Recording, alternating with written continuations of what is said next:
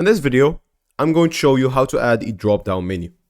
Head to your Wix page, search for the top bar, go drop-down menu.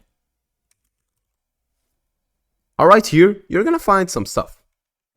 You see, there's nothing literally gonna work here. We can head to an article that's gonna help us somehow. And as you can see, here's what you're looking for.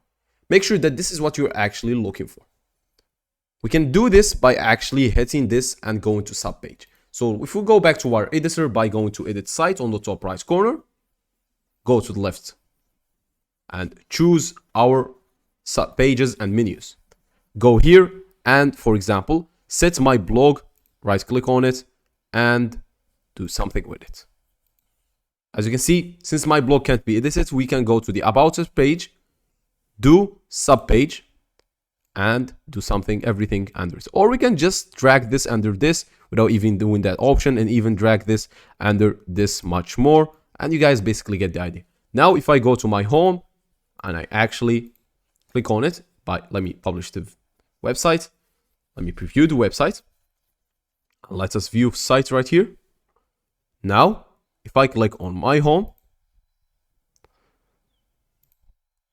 it shows shop. If I click on my blog, it shows about, contact, services. Now on how to customize this, it's actually, a bit much complicated, but you can do that by actually, first of all, owning the premium version of Wix. Let's go back to our editor right here.